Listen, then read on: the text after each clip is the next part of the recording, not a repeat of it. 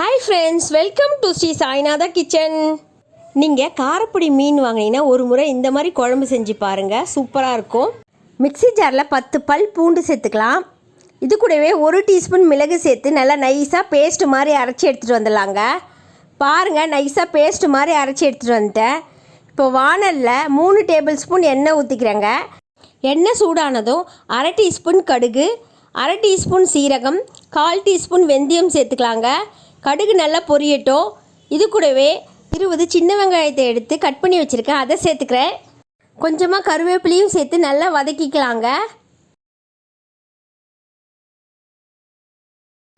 வெங்காயம் நல்லா வதங்கியாச்சு. இது கூடவே பொடியாக கட் பண்ணி வச்சுருக்கேன் 2 தக்காளியும் சேர்த்து நல்லா வதக்கிக்கலாங்க.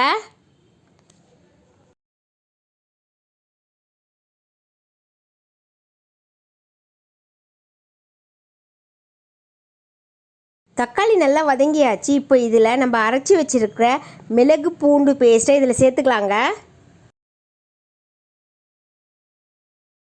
பூண்டு வாசனை போகிற வரைக்கும் நல்லா வதக்கிக்கலாம்.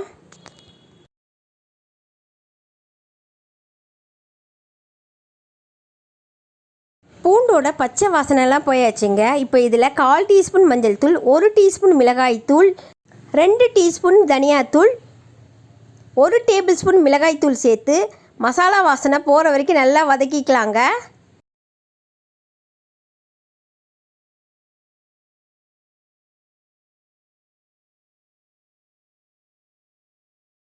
மசாலா வாசனை போகிற வரைக்கும் நல்லா வதக்கியாச்சு. இப்போ இதில் 1 எலுமிச்சம்பழம் அளவுக்கு புளி எடுத்து கரைச்சி வச்சுருக்கேங்க. அந்த புளி தண்ணியை இதில் சேர்த்துக்கிறேன். இப்போ நல்லா கலந்து விட்டுடலாங்க.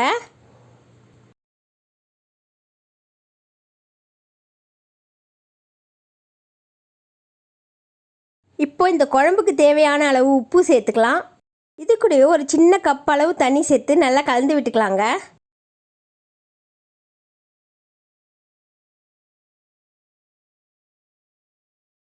குழம்பு நல்லா கொதித்து திக்காக வரட்டங்க. அதுக்கு நான் மூடி போட்டு ஒரு 10 நிமிஷம் வச்சிடுறேங்க. 10 நிமிஷம் ஆயிடுச்சு. குழம்பு நல்லா கொதித்து திக்காக வந்திருக்கு.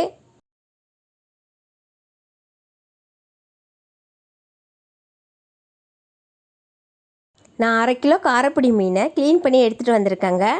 இப்போ குழம்புல ஒன்று ஒன்றா சேர்த்துடலாம்.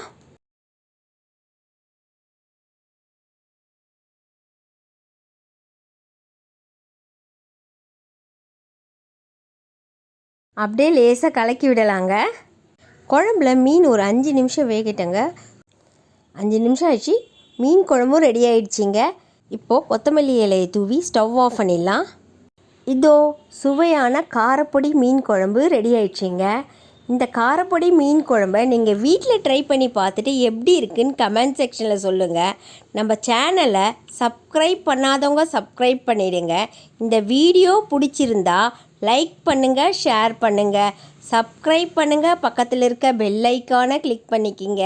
தேங்க்ஸ் ஃபார் வாட்சிங்.